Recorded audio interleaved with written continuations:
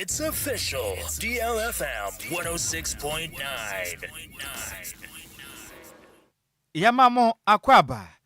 Tumilika eneshia yen ewo Facebook no so a. Na DLFM 106.9 na yemfa kasebono echirimo emfa ensomo. Yensha kasebona se FM free. Akane Ghana mampeni nana adodankwa ekufuatom. Edi abasobo kese edi ama Ghana mampeni John Dramani Mahama say watumi atenase na wadwena kwankan ehunu so ma yatem sese no yebehia National Day of Thanksgiving and Prayer na boma Ghana honhom kronkron abesi abasa so edi yakini aboye ho ban abobomen yatimi akoyanem ewo mpotomum na mra Ghana mampeni dada na adedankwa kufuatom ebo no homoden eso kamera di se ne so oje akasemu na ne oye video kama pa message edi fa better so ekoma mampeni so momode yankobo ewa National Day of Prayer and Thanksgiving na se na Ghana mampeni dada na dankwa kufuado echirimi se in fact wo hwa twede yampon abese yadom nhwe support de hwe o man Ghana so pa amama yahodo atwa ye ho hye titirimpo bibimen de biada na ntokwa ekoso na ejada hanom na tunami na ekoso saa na japade ehye nanso twede yampon yankopon bese yadom wa hwe Ghana so hwepa ema meke se ntokwa ahodo a ekoso wa mama ahodo bi so no Ghana ebianto yen na ba ne sare yankopon fata se yebe mmodian na yada na ase na yakamfo ne kasiye o kiremu se ehu behia se Ghana bekoso ebo mpaye na yankopon bia pon ahodo mu asisie na magana yakoyanem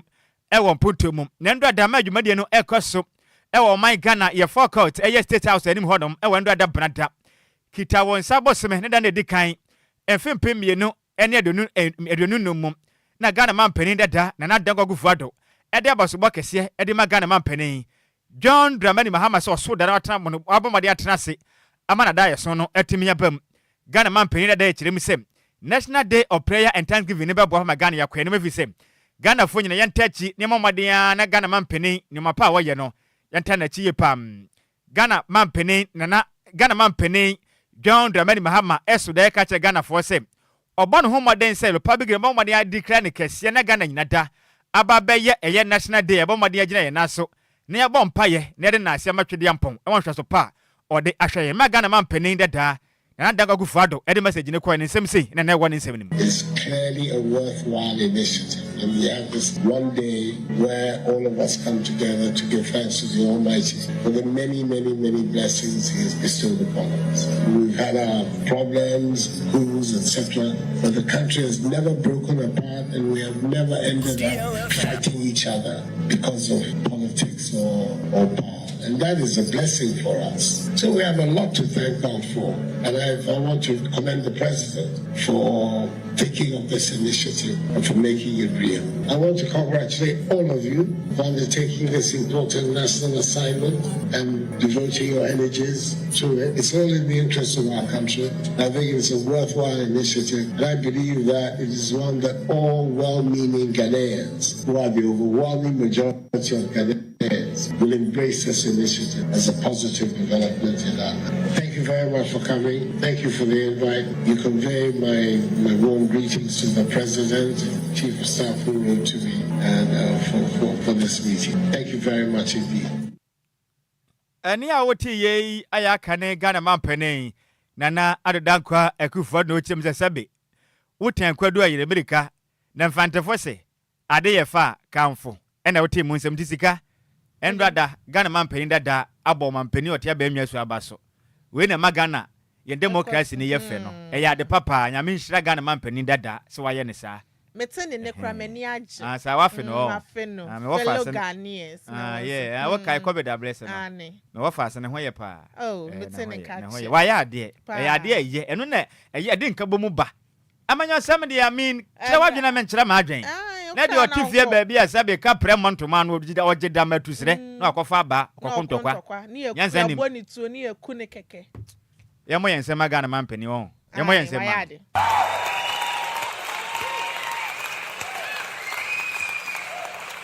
I think some way the magana mampeni dada nana adodankwa kufuado de waye no eye pa sika yankuyanim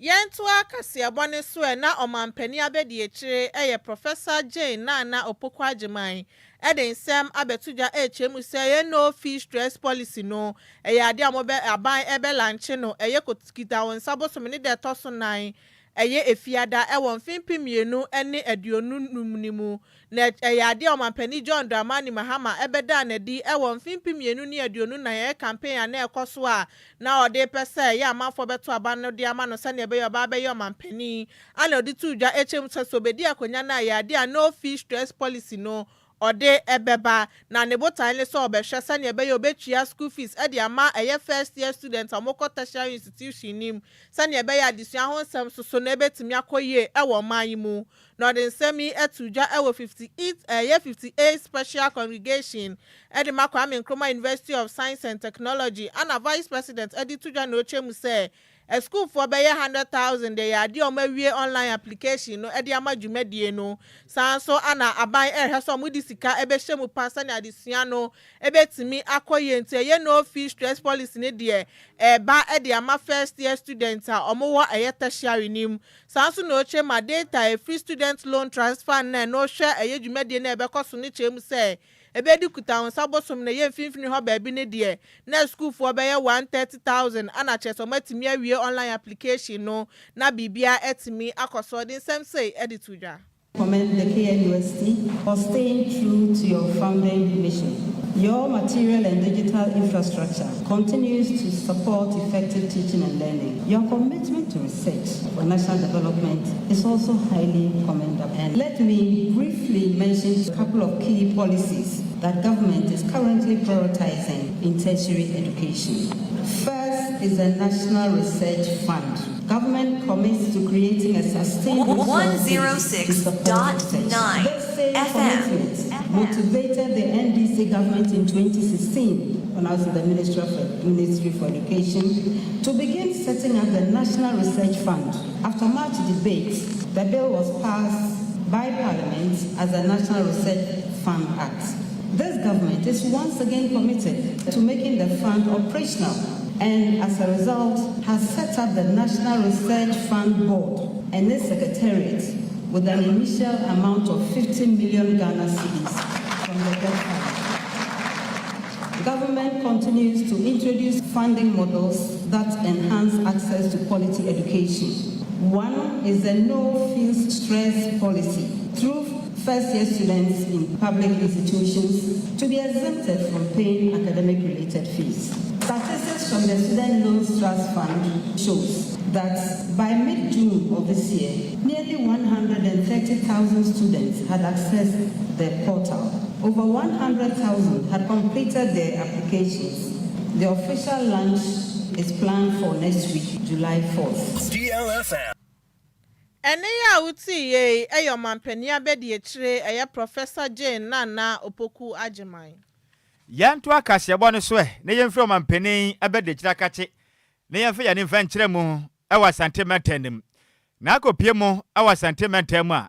me ho fa asefo a wo mmɔden a ewo ahyenkafo nkebomku a edi edaso eye Ghana Private Road Transport Union yetwenetia eka ne sei GP aliti yunkrabata ewa santimeter nim omokokwa pai woni madwaye pam ene ye bi se yen fa asefo ne se na ada ne madwasa ana mo kire mu se wanum delegate omokwa akoto aba omokwa akopa chairman ede ama asantimeter mu GPRTU ahyenkafo nkebomku no nanso omokoya opanipa mekese no ono eye incumbent eye regional chairman ono na mekese no ote akwamnya so sa santimeter nim GPRTU 40 training Mr. Sumala Boache omokoya hirabasa ne den Africa temu ne yakoto aba na ballot papers apa ne yagogotima senior man adentina ne dinnim entimo fa ne trem se o madwa pam na mamade boy nan ekopie mu ewo GPRTU one matra ye kase wa sentiment mechem headquarters na no anam nantewa ekopie mu kwakoto aba mko peni dinnim amase na mo de na mpese mu kire yen delegate vote santre baba to aba Mr. Smile Boache ne dinnim ene aba no ne yenchede o biala yanto ne anto na kine fi se yenim de ndi opani mai ne din ede afri mu ina delegate vote ne kire mu sem Wama tenase adwene ho ahune sem. Eye national chairman e de ma GPRTU. Nana ni makon esiama papa wei oyahwehwe ni mu pam. Na afi nso eye executive bi ka ho bi. Ma wakofa echese kuntu na se pese opani we no. Womo yi ne den e de free ballot papers no so nti womo mpre ne empre chena. Womo kire mi sempre fa mmade akwakofa injunction de abeto se papa we no. Womo mpre mankokotu frank anko pre chairmanship ne biu. Na no na de hye ka se na mu kire mi se wo hwa mpuntudwuma pa opani a imprempren ono na ye chairman e de ma GPRT nkrabata wa santemata Mesa Sumara Boachi odi aba no ashankafo no hotowo no bebi akọ nkan puntudwuma a wayan atan osisi na kọ nkan ye pa ne senti wamon president before mbadia eji ne din dia free moda omoyi ne din free moda na abato no wamon to ne ento no chena na mu kire ma efree na ekọ open fa ne din fa mehyem ante sa abato de tontentan endo da abato no nya de mpenifo no eto aba ne kram na prakas awda mbọ mbadia atwatwere de gu so ekaka ne bi say we stand with Sumara Asante region deserve fairness and nothing so democracy and attack intermon prene empenechana mra mante wa no na mo faase for no ye demonstration no enyuma moto ye no enie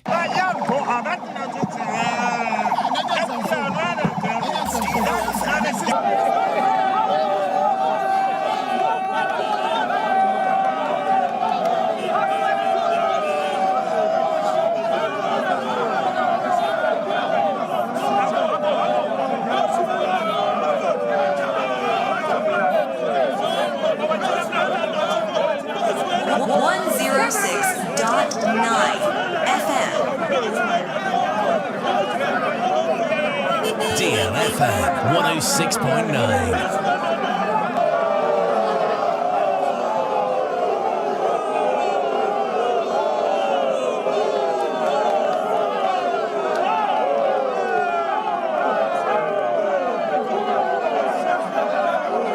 Hey, sensuo boa kasa bome enkasa petepete meso asemo esi asante matemo no ahyankafo nkabomuko GPRT impenifo no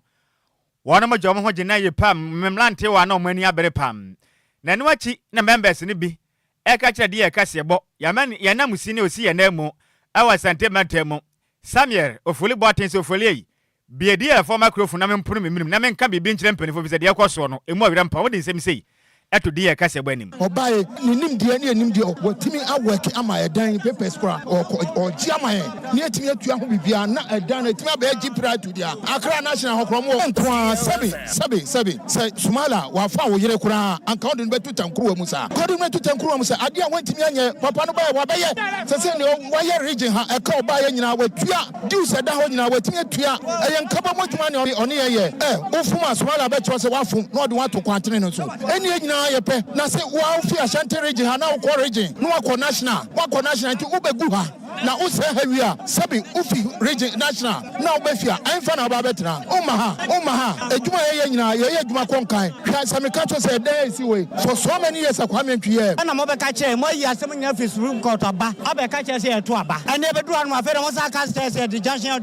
asa be tru subi e ba ne sen ne de enkwanyina to fom hwe na akwanhya ne ma be asie na fe ne ka munisa junction oda de mo me be den enu nti se Smala ni wa ya nto aba se Smala oni ho ma ya nto aba obia ni asem ene be wonu a adwuma na ya no constitution tie GPRT no ye kita constitution idea adwuma enti ka national mo bae no se bisa mo mpanifo no mfre na ye hu kwankwa ene no nyina be fa so ye twa kwan be duru ha no awie na se muta obi a chi o se nti na makwose sa junction da ba se ye nto aba na ye nyina ye nto tambia na se to aba no ye sha be frɛ pem se eja Sumala ne ne ye adwuma ne ye hunu se de ositia ne ma bibire ho no ebetimi aboaye but alle tesna no anta ya sha se abato aba ne ma bibire ho no ya dada ne sa ama santiman kura ya nkoso dibia tumu no akofom debia go to some na finally ya ese na ya abato aba ne elete ye leaders most of the delegates na se tesna na ya adwen se aya ewura Sumala ne ya abato aba no kura diamond but ebedu hanum look at what is happening and some of our brain no stand aba and this anya no ba no oba standing say obegina ami ato aba na nukreni aba no to ha na mo ebeten and this esi ande so ateso no ateso za kwapme say aba no ya ba to sana te ai ene ye se osi usu ani otese so akofem se aba no mo beto ente sa de amuntum na na sentiment mu GPRT fo enkabo mukuo no mo ahyenkafo enkabo mukuo ho de enkamu nyo bi kura na no achi na ochitena ne abedi akire e de ma ahyenkafo enkabo mukuo nkra beta wa sentiment mu GPRT you de den de Mr. Samuel Agyei enen sentwefo kasa na wo kire mu sem suspension aba ne de in fact if la tema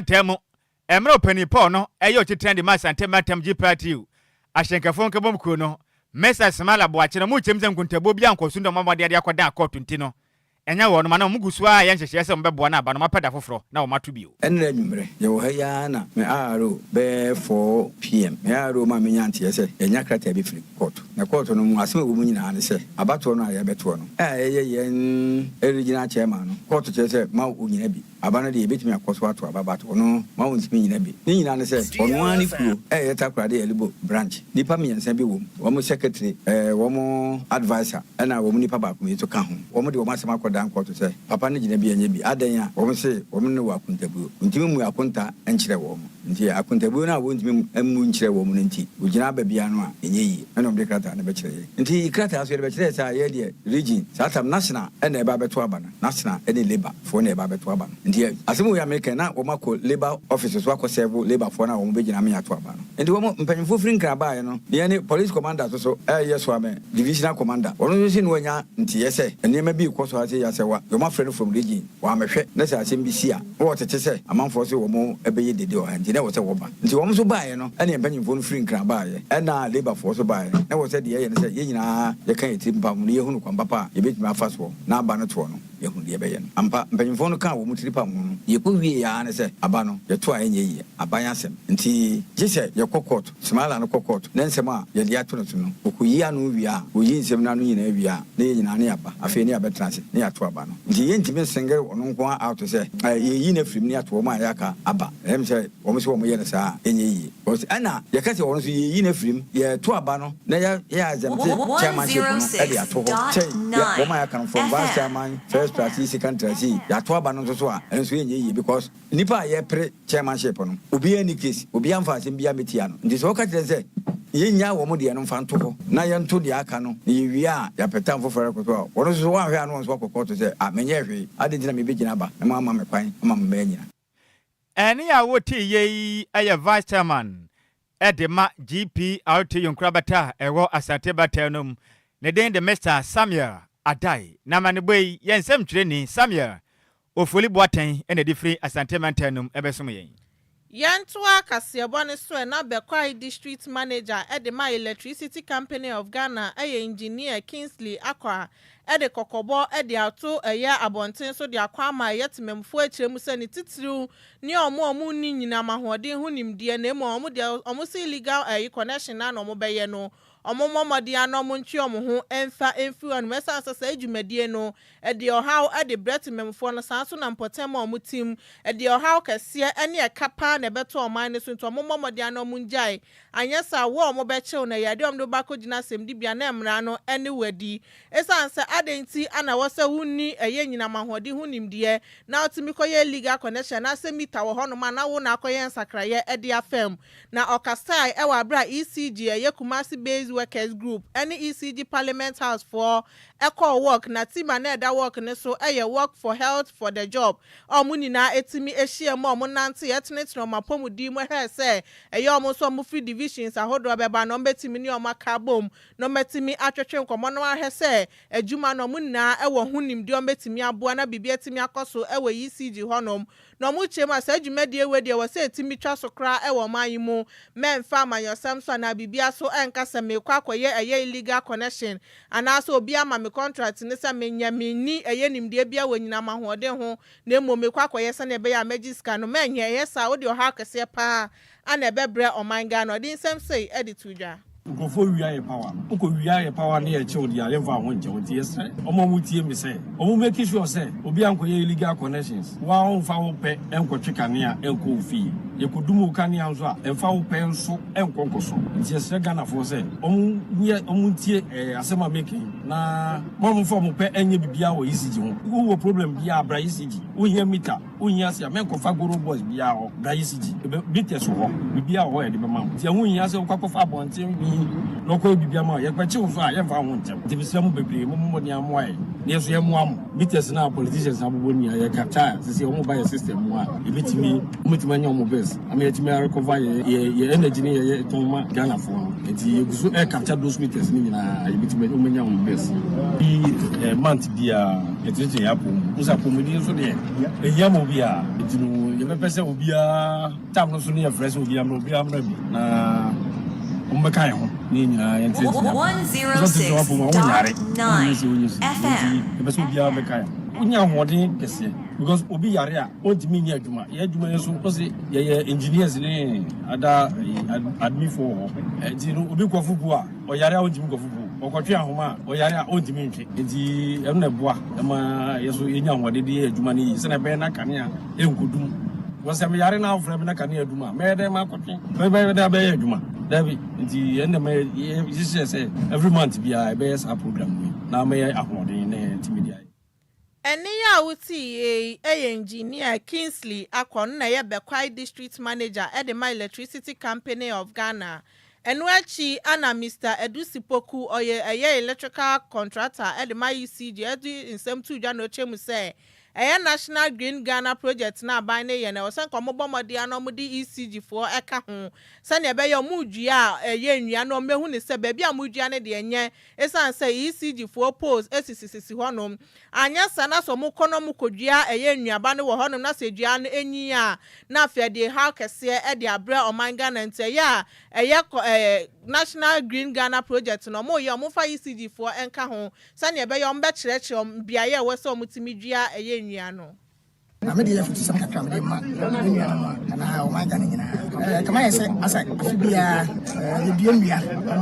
so they bear good ventilation. Or said, Ghanaian, and I said, we are singing, because in said for swine, and you wouldn't. But most of you, Anna, you may see the movie. We want to see Biomia, Majimia, and as I say, but said, you see the Bumbia, Beboha, who Diana could set your lines in Asia. I can tell you, sir, you didn't bear 5 or 6 years, Diana will do the line as me. You just the purpose of Diana. Eduana de nyanya so faso bia de person tell say nim say afi bia aban pesika em eduana ato mu bia yesiro mu de so ma yesigi de nemrem na institution bia mu bia nua bia realise ma yesigi maka ba kokora ko ha na bia wo bia dua no tin ho kakra de afi lines na se na ama se dua na ye dua no eni ba wan yi akwa na fere ise ko kefi ana fe so hwe special promo a ye nua no bebu anka ne pe ne mango ne kube yesiro mo sase o mu dua na se ben ye lines ni bia because people have kono kube nua no yere asese lines ni mu a ese wen twa kane na yere enyina so nsa kane no ya homa ne atoto aso saa na ko dua edu no nti se wo de no kakra no a ehyem ne kabo ma eduma 106.9 DLFM 106.9 na se bi sa ho ha wo de bia yisi di office bia wo na de me yi o masitiri na wo de wo so betu ba na ho a ere ese ne fata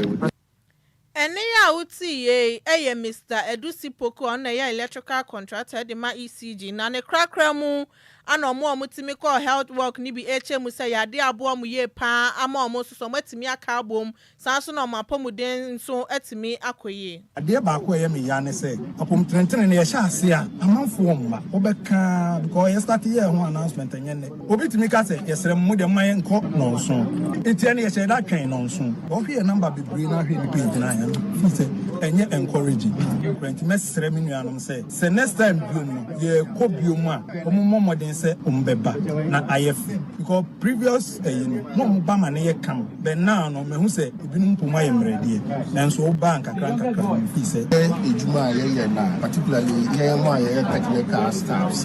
kan bia ye ejuma sa because ejuma no ye 24/7 like we don't even have a so we are forming this association friend parliament say every time we na say no more platform kakra say ejuma no 40 minutes here then we are taking advantage of it now as a team then they are treating young people. Eni a wuti ye eye nipa num bi omoka ho ema omoko ye health work no na manibo ye nsem troni samofo wibuatin anede besum ye yanto akase bone so na meke se de nyina krabo prema tenem na Ministry of Gender, Children and Social Protection abon homade atenase etimi Agyei Sika no etoso a year 96th a year edition edema livelihood empowerment against poverty. Ye twanitia e kan say lip fan no ebeboa pa ma na konanim ma we akoso e wo weja bawe abeto mpesu asa oh adehye nya bi no in fact o mani ma ye sede ya e kwanka ne yipam na adehye nya bi no hu se sika o monsa kan in fact enye dada na susunu ya bam efisa ban ba ya transe hu se sabe sika ye de ma adehye bi no e wo fam ti watuma na bo na konkane e ma adehye ne ni agye pa we kire se abayoti abamwa si bo no homade aboa ma my Ghana adehye sabe o mu ni bie oh less privilege for no abana bo mo so botom no masetrem etimi akonkane na asoya bo mo de ahwe o my Ghana ema na efin so mofra ye de suo no panipo da wono ma no ye mame Dr. Agnes na momolate ema bo no homaden edi sika ne ma adehye no na no twetwe nkoma na waka kire mo se mo no mo ha pa ye den ede na etete mo adwuma be na mo pese mo ye nanso munika pra mo je damna su senti no mo timi nyei onom twetwe nkoma sam na mra ne kase mo ne sentre focus na o kire mi sem anamopo matue we nyina ya desuade huna Ghana mampeni ene asobo mode ahwe ma wone mo ye de ene mofra de ye de na mo da acheso no ehwe nso mbe bo na sabi enipa bia no eyenyanka omukunuma waja wonom wamonyere mokọ edumpempen so bia na mofra se trema ya den obi ho mpa sabi abusuafo tiase na so de obedi mpa ya den de amana we na motu abande boa ma Ghana ni ane ho akye no wanya bi kakra no de adi pa na dachi bia no na se trem entimi koye den ministry na akase chenzo makwaso aboa mema ho bampo titu ne mofra na se trem akonka se betimi aboa na Ghana emperifo bomade so mutu na mapa no obi bia na ho akye no so yen kakra etimi da potwe na no ensem sei no de tuja tiawa ya meka nyina ne se me bin chakese every his excellency John Dramani Mahama and Professor Nhyiraba Kwadwo Agyei vice president e bi brand na ya kan ye budget no president shebo se lips kan o mamo no obeto so amamo ampanso odiosie aye oyo wato so amamo enti na amuti ha no wa na nka woji 256 cedis no 320 cities. One anka. I see what like. One anka 380 cities. One anka 352 cities no. So see already 440 cities. And one anka 424 cities no. So see already 530 Ghana cities. Enti me ti awan no na me hye munkura se ye nyina ye nim se eswade but yes ni ebi ni wokra enti mu de mo fa nye ala ne kakra ye ngoso ambompai ne fa ye re hye nyame mu na kwa kese bie ma oman na ebi beka ye nyina enti ye nyina ye ngoso ya me sramu Any awoti ye ono na ye Minister for Gender, Children and Social Protection. Ne den ede Dr. Agnes na Momo Late me wafa asano no. Na no achi na de hye nso a omunya sika ibi e kire mu so moda aban ase. Omo san so da minister se pass wa adwuna mo fi se. Edu babia na mbedie mpo eden. Nanso ene Ghana aban adwuna mo ho emanyanka ekunafo benya bibia podwa o ma no enya sika de yadwuma mpuntu ababrabo mu dia nyame ne kure ne twede amponyankopon okonhyira so a onhyira wonom imprimpri ake eha woche niji woche mama ehane makanile dwemo kesuni won mu wona bibibi ewomi hu fio eha eja da ku ehye no ko shedro mo kamo bonale wo le hu ina wo mo de fi no ko fie o wanda leshi no ma jo Dame kasho bani se dana se ene mo ayo de aboa le person ama wo ni agi bebre yesi ye ejuma wa haibo mo mo didi mo mutimi de bitom be koje because mo ni ejuma nti e da ban na se bebre se wa dwena mo e fitu am de be mo ni se o mo nye bia kan mo sika no na se mutimi de ejuma den e ma wo da achi wo dwene ochina 106.9 DLFM 106.9. Any I would ye a this year, one more wager gwawe about to peso aso. And a much remission pa bandy about what pa nasa lip a fan no. Or Monsaka Bunia Minchra Mopa, name most of Sabaya Dachi be an unfair for many being so. One when you be. A munche money there's when a man boy. Yen some Jenny, a limatu, a bubaka, the bottom run say. Had just witness. And a day a man boy, a besumye. Yan twa kase abone so aniembo rem ewa adesua ho nsensem a na so afo na hwa adesua ho nsem so Haruna Idrisu nsem abetuja HM say technical and vocational education and training amutwanitia FNTVET no ade eye o man le da chinye pa ebeboa na unemployment ho nsensem ekoso ewa man yimuneto etimi etwa no ne nsem twofo etwetwe nkomo na ochemu say ewa sa Bible ne homodin so betimi diskapudu de ahye TVET nim se ne be ye beboa no matimi akyerɛkyerɛ mabunu no mo so etimi abenya adwuma ye ewa man yimu se ne be ya unemployment rate na so ebetimi ate no de nsem etudwa ewa bra okoye eye okonsrahye ewa nationwide examination for technical and vocational education na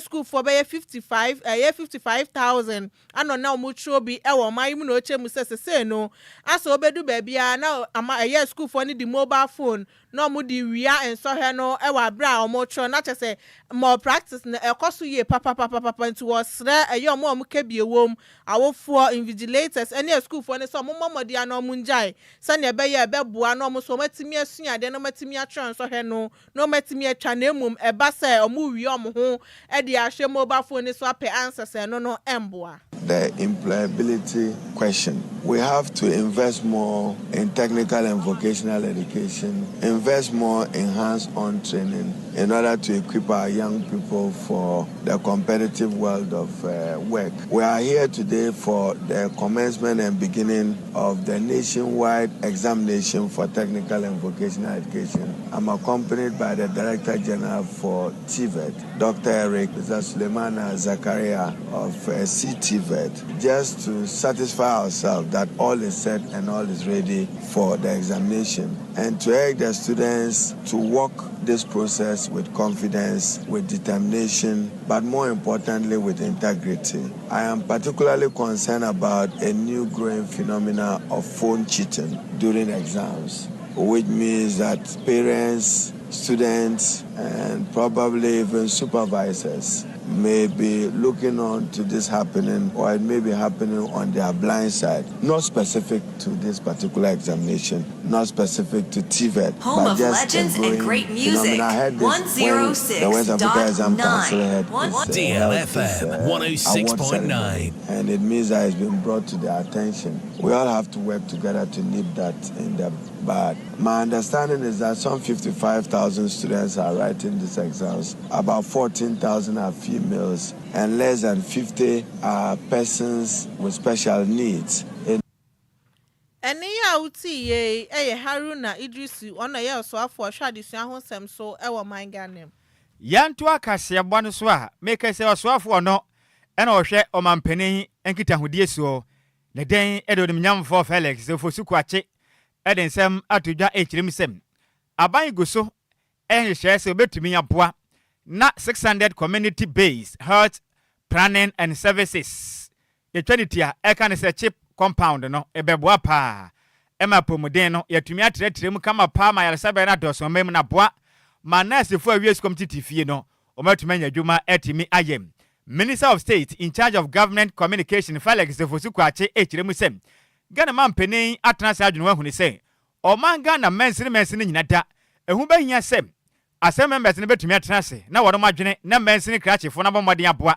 na abani so ade hunu we no etimi apam na chip compounds ahodo no etimi ato atese adoso mem na aboa ma o man Ghana promoden etimi aye kama pa ba nipa bi yade a na so etimi nya hwefiri se ne ukọ mmea ahodo bi a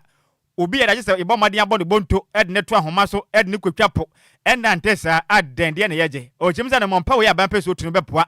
e ma chip compounds no enka safu we nkona wi yede na maako ahansia 600 aboa mempunto atumi aba ofosu kwase kirem sem Nema we ya ban eden na di be boa pa man Ghana pomoden nem ya konkan o de nsem sei eto nsentwefo anim. Assemblies Common Fund, and my DC is right behind me, so he's fully aware of this. Each district is required to construct 2 new chips compounds this year. Each district. So if you put that together, we are talking in excess of almost close to 600 chips compounds that will be put up this year alone, or at least work on them will start this year. If we maintain the tempo, that should give us over 2,000 chips compounds in the next 4 years. And this is a significant step towards improving healthcare services for the people of Ghana. Because even the Abokomano chips compound that I put out sometime in April last year, it's not too far from here. The information I have is that between that time and now, close to 1,000 patients have received healthcare in that facility. And that is a modest facility. So you can imagine the sort of impact that will be made if 2,000 additional chips compounds are built by this government over the next 4 years. And that would provide access to healthcare for millions of Ghanaians. And this will go a long way to improve healthcare services across the country. So we are very committed to ensuring that our people have access to quality healthcare. And at various levels, we will make efforts to invest in health facilities that meet the needs of the people. Ani a woti ye ono na yo soafo a ohwe Ghana man penin John Dramani Mahama ninkomodie so mekire Minister of State in charge of Government Communications Felix Kwache Ofusu na wote nenkan ye nyina we so na yanken ka madwen kire ni bi na yemfa nsom akase boru mu a we efri Kofi Parliament no kire mi say in fact Ghana say Ghana we are far from seeing the light of wisdom. Ghana for the Nyansan Kanyan Yehuno, or her life, Eddie Free Aguna, Bobikuma, Apamedase, set and Tobam, and watch me say Aquaba 24-hour economy. In fact, Ghana youth, Yanyaji Benya Jumaya, Medase, Dola Yajewa, a gen watch me say, Meetie Nusono, Efri, Christian Village, Achemota, and Chiang Kamunina. Hey, me what I see, what shall I say to the tree? No one mete pao. Hey, Charles Mante, hey, be wafa, metene kacho. So I'm going for you know. I say, wafa you, Akwaba. Charles Mante, you as a mountain, so, oh, senior. Metene kacho, papa no tell me say elections, manipulations, even GPRT you cannot conduct immaculate elections. Good leaders matters. In fact, no crapa, about to work a crampa GPRT for Kotuna Kwajeta. Was anti-mantemi. In fact, Ghana, I can't even home the Hunya party. About what they say, Benjamin Pomma to me up, and I can't even home. At me a con, can't way every Charles Mante, U.S. Mountain so. Senior, Meton catch a pa, I mean, say she ye, young point out, pass what kind of one way. Where am I what I saw what boy Baba Mahaman, which let me say, in Casaboni more the pa, which James and Kabayanka, 20 be a whole man, Ghana Mampen, you want to not him move on. Ya home ye, ya das a pass in and what gentry. Sikasaka seboni ya DSC. Ya DSC. Dio se mo de ma yen. Eya maize, meber, entry. Tuntum so yu no ho ofe pa. Nanim de twa, ne sifita, nyame hira ne pam. Me wa fa se be ma, on ne ka wa chehwe e wo manyim. We nye DJ. DJ ka di ho hu. We the champion tailor ba ko pe. Senior man, ko fitia de ko pie mo e wo Facebook, YouTube, and afin so. TikTok ne so DJs gibi echinchim efde ne froma edesum yen akenkan fo mi no ye hwene tian sentem ye sinkomnya beso mawie no edi amege so ye mawofa takwade kwadwo krom kabego de hye konkron Nhyiraba Kwadwo Sammy bi mahoteden ene ehunso mponi menkra moden ela haji Abdul Kwasun tedishie nie mene mawofa se ba Adwoa Agyei Sikapa ne mra ne Dum Solevi ya kono hwa na eba na Adwoa Silky Achire muhima fifi muhima enkacha hima radio mu ya santo na afei Michael Jackson radio na ya wana wo ye den wana otoy na Adwoa Silky na se a enya odi abi okra wone hwa na eba sexy journalist na afei kwamiefu ena eda ben ena ye ukwada enti ukwada na kofitela dwumade na be koso le din ye den Teresa movement on tina Teresa movement ne be koso sa na Adwoa tena se de ne ba bia wu ama yesre mo every uchi free hand ma waso be yeshi na mda mete se na wo fra wo se Michael Jackson awofa ase say ne die certified name e confirmed on Michael Jackson awofa ase enya nwanwa se mienu ni yeshia yegu bebebubu ha yegu utiri su ya enya nwanwa se Michael Jackson be ne wofa ase and the hour sounds so akɔfɔm na so na adwo asa ɔsa ɔkɔfɔm awɔ so de ntina meka sɛ menene mienu hyiam wɔ ha no mefia mbɛdwane agyae mate yo ye de masi ye ba mu nyina mo ani tia ade hye midimafo pokwase Nhyiraba Accra midimafo